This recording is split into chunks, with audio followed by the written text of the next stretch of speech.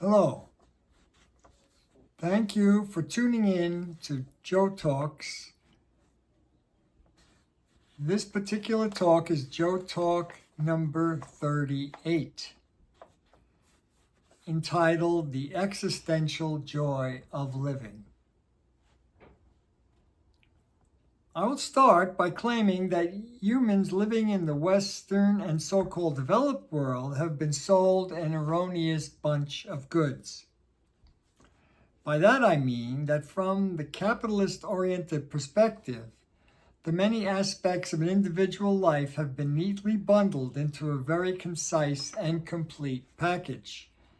The primary elements of this package clearly specify that if one adopts the appropriate attitudes and addresses life in the prescribed and appropriate manner, living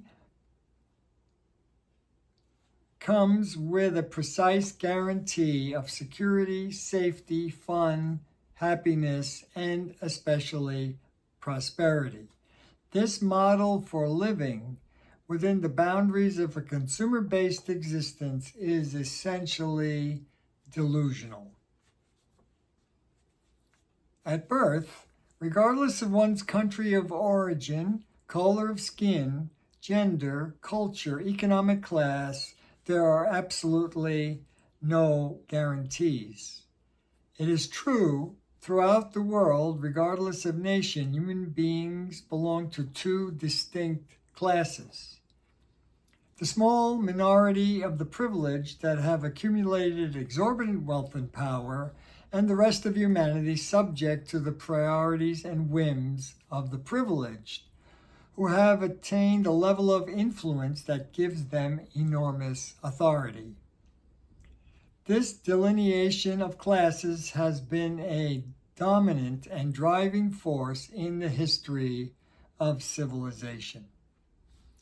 Unless one proposes that humans will miraculously undergo profound transformation, this organizational model will persist into the future until the species either undermines its own viability and moves backwards towards a more primal existence, or more hopefully embraces a different paradigm in regard to a societal model for living. In spite of this persistent and delusional representation of reality that surrounds us, no one is immune from the vagaries and vicissitudes of life and death's untimely arrival. No one can escape the depth and scope of human feelings and emotions. No one can avoid the consequences of the forward movement of history that is the repository of the collective choices humanity has made over time. In many ways, the unfettered accumulation of wealth introduces a constant source of distraction and often negates the deep felt appreciation of existence. In my mind, it is no small tragedy to live one's life deadened to the wondrous presence of the natural and human worlds that we are such an integral part of. It is a waste of individual existence to move through life bound and constrained by a subservience to delusional thinking. As individuals, it is within our power to free ourselves of such limitations and open ourselves up to the existential joy of living, a fundamental appreciation of our intrinsic connectedness to the totality of all that surrounds us. In this way, we can appreciate the fragile, wondrous, compelling, ever-interesting, and finite nature of existence within the matrix of an amazing universe.